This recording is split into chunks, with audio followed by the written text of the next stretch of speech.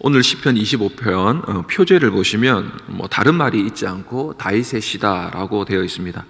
그래서 이 시편이 어떤 상황이나 어떠한 배경 속에서 지어졌는지 알 수가 없죠. 어떤 곡조를 따라서 이루어지는지, 어떤 악기를 가지고 연주를 했는지 우리는 알 수가 없습니다. 그래서 이 시편은 다윗이 어떤 특정한 일을 겪을 때 그때의 상황을 하나님께 어떠한 기도를 드렸다기보다는 자신의 인생을 되돌아보면서 지난 시절에 겪었던 수많은 어떤 반대자들, 대적자들의 어떤 박해들을 기억하고 또 자신의 죄를 고백하면서 용서를 구하는 것으로 여겨집니다. 따라서 이 시편은 다윗이 왕으로서가 아니라 한 인간, 하나님 앞에서 연약한 한 인간의 생을 살아가는 것을 돌아보면서 지은 시라고 말할 수가 있습니다. 우리 1절 읽었지만 1절부터 3절까지의 내용을 한 번 더 읽도록 하겠습니다. 1절부터 3절까지입니다. 시작. 여호와여, 나의 영혼이 주를 우러러 보나이다. 나의 하나님이여, 내가 주께 의지하여 싸우니 나를 부끄럽지 않게 하시고 나의 원수들이 나를 이겨 개가를 부르지 못하게 하소서. 주를 바라는 자들은 수치를 당하지 아니하려니와 까닭없이 속이는 자들은 수치를 당하리이다. 다윗은 하나님을 우러러 보겠다라고 말했습니다. 하나님께 내 시선을 고정하겠다, 하나님을 바라보겠다라고 말하는 것이죠. 이 새벽에도 여러분이 나오신 이유는 물론 수많은 문제들을 해결하기 위해서 나왔지만은 그 해결하기 위함을 때문에 하나님을 바라보기 위해서 나오신 것이죠. 하나님만이 나의 도움이십니다. 하나님만이 나의 힘이십니다. 하나님만이 나의 길이십니다. 하나님께서 내게 응답하시지 아니하시면 내가 이 문제를 해결할 수 없습니다. 하나님, 내가 이 문제 속에 너무 괴롭습니다. 주님의 얼굴을 내게 보여주시고 비춰주시옵소서. 주님의 얼굴을 보면 평강이 있겠죠. 다윗이 그러했다라는 것입니다. 그러면서 자신이 하나님을 바라보는데 언제 바라봤느냐? 부끄러울 때, 내가 부끄러움을 당하지 않도록 해달라고 말하고 있죠. 1절에 우리 성경에는 여호와여 나의 영혼이라고 되어 있지만 히브리 성경에는 우러러 보나이다 라가 먼저 나온다라는 것이죠. 그러니까 급한 거죠. 내가 우러러 봅니다. 바라볼 수 있는 존재가 하늘에 계신 주님밖에 없습니다. 이 땅에서도 주님밖에 내가 사모할 리가 없습니다 라고 먼저 지금 나오고 있는 것이죠. 그만큼 다윗의 마음이 간절했다는 것을 말하고 있습니다. 나를 부끄럽게 하지 마시고 라고 할 때 이 말은 부끄러울 때가 있다는 거예요. 하나님을 믿어도 부끄러울 때가 있다는 거예요. 내가 하나님께 잘 산다고 살았는데도 부끄러움을 이 땅에서 당할 때가 있다는 거예요. 이전에 그렇게 부끄러웠던 기억이 전혀 없었다면 다윗에게 늘 당당하고 자랑스러움만 있었다면 이런 어떤 내용을 말하지 않겠죠. 또 원수들이 나를 이겨 개가를 부르지 못하게 하소서라고 말할 때는 늘 원수에게서, 물론 다윗이 전쟁의 신이었지만 늘 전쟁에서 승리한 것이 아니죠. 가장 가까이 있는 자신의 아들 압살롬으로부터도 반역을 당하는 것을 볼 때 수많은 대적들로부터 자신의 패배했던 그 패배감을 느꼈던, 수치를 느꼈던, 도망쳤던 이런 일들이 기억하고 있다라는 것입니다.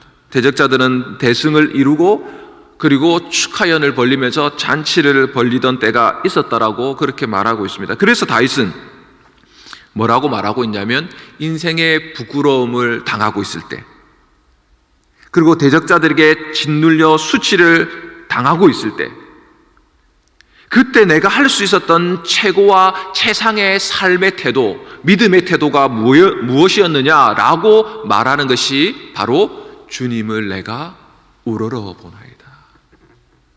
주님만을 바라보는 것이 내가 수치와 부끄러움을 당하는 그때 했던 나의 최고의 선택이었습니다 라고 말하고 있는 것입니다.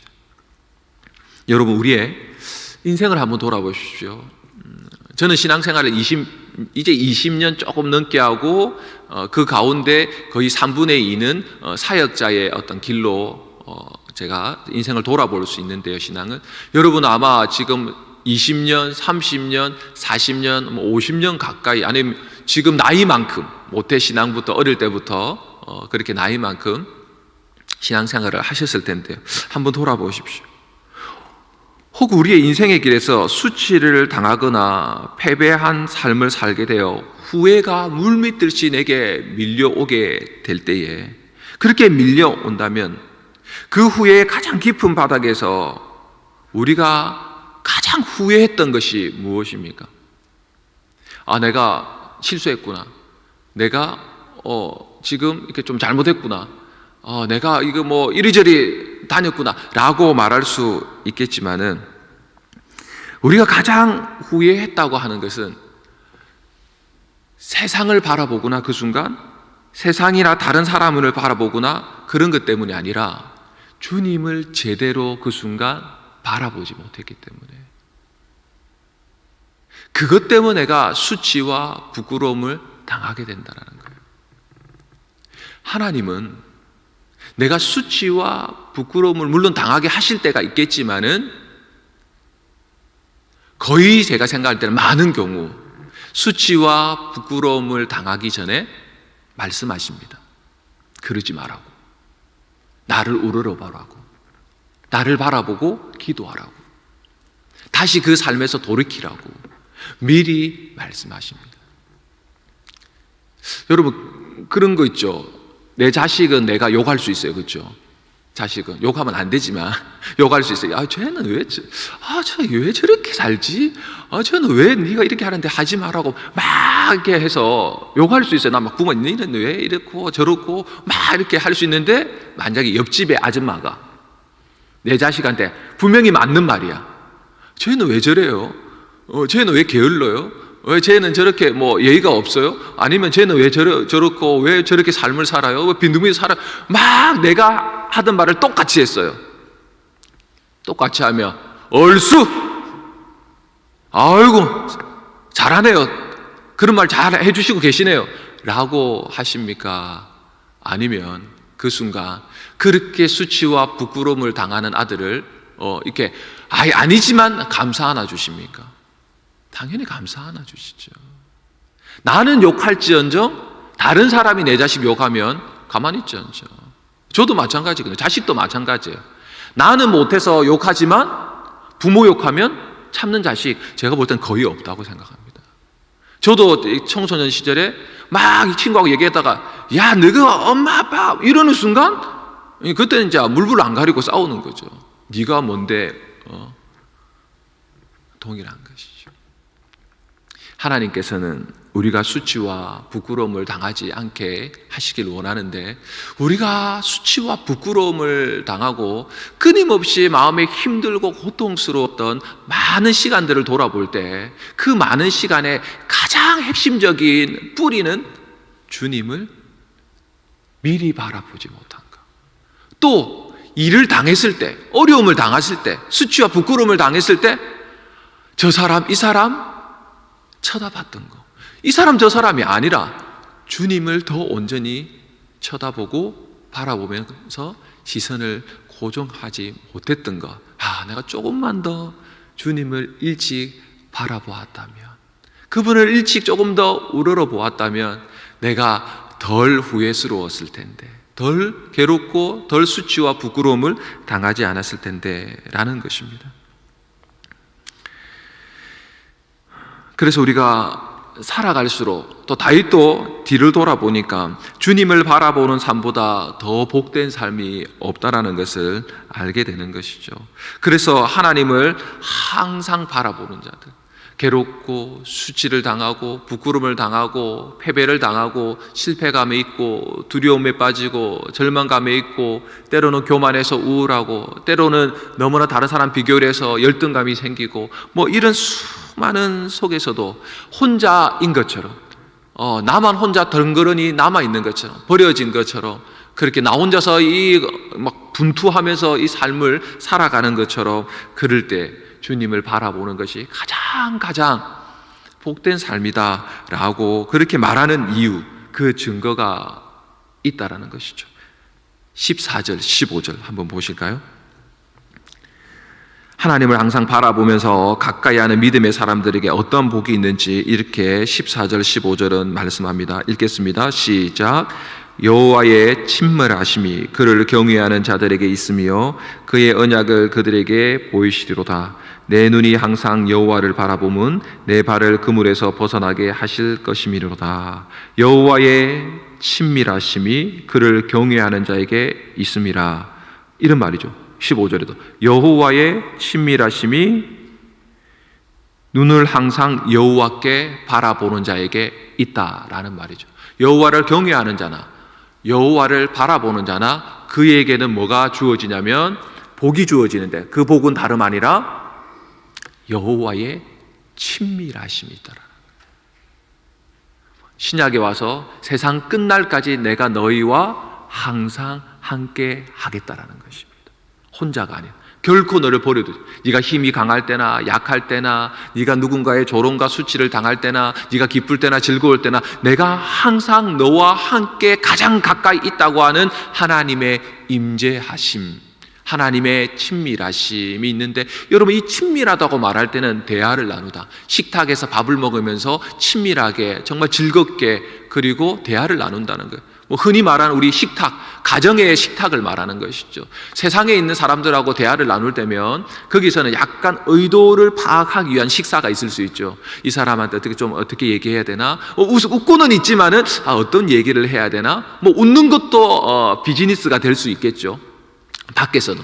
근데 여러분 집에 와서 부모하고 이야기 나누면서 막 사소한 일로 막 웃을 때 거기에 부모가 나한테 의도가 있을까 저렇게 웃겼을 때, 오늘 반찬을 이렇게 맛있게 나왔을 때는 아내가 의도가 있을 수도 있어요. 그거는. 그러나 그런 의도와 상관없이 가족끼리는 아주 작은 별거 아닌 것에 막 웃고 그 다음에 웃은 다음에 그냥 웃는 거죠. 그냥 웃는 거죠. 그리고 난 다음에 어떤 이야기를 나눌 때도 힘들고 어려웠던 거, 남한테 말하지 못했던 거 이야기하지 않습니까?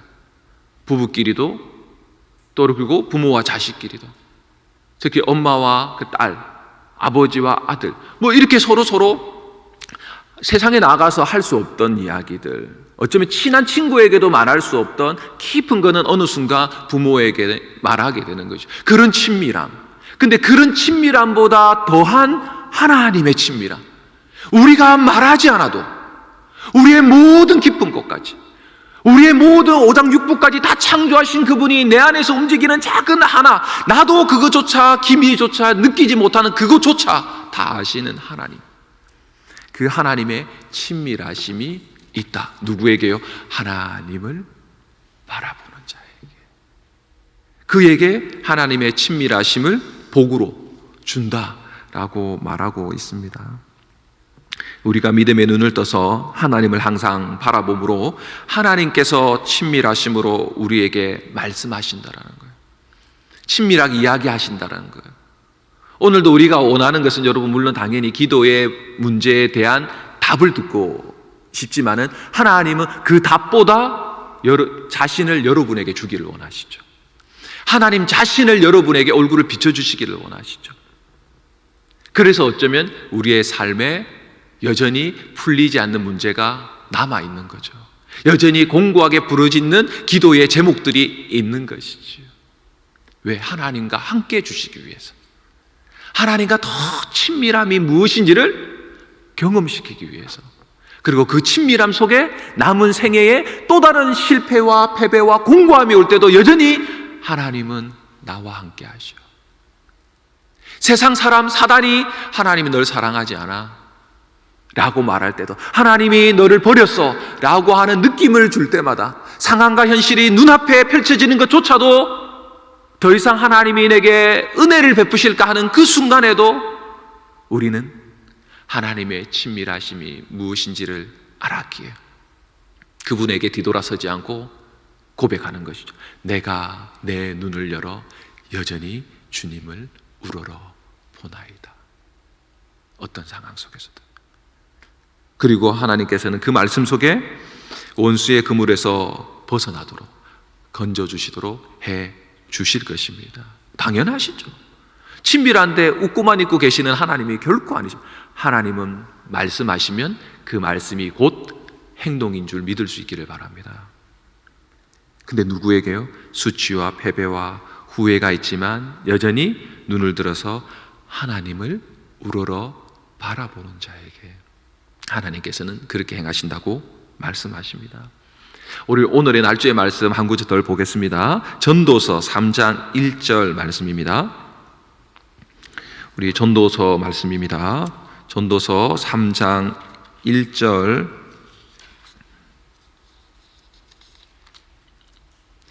우리 함께 읽겠습니다. 시작. 범사에 기한이 있고 천하 만사가 다 때가 있나니. 우리 3절 4절도 읽어보겠습니다. 시작. 죽일 때가 있고 치료할 때가 있으며 헐 때가 있고 세울 때가 있으며 울 때가 있고 웃을 때가 있으며 슬퍼할 때가 있고 춤출 때가 있으며. 서로 정반대의 이야기를 하고 있죠. 그러나 똑같은 거죠. 때가 있더라. 때가. 웃을 때 은혜의 때죠. 그렇죠. 울 때 슬플 때죠. 은혜 없는 거죠. 그러나 그렇지 않다라는 것.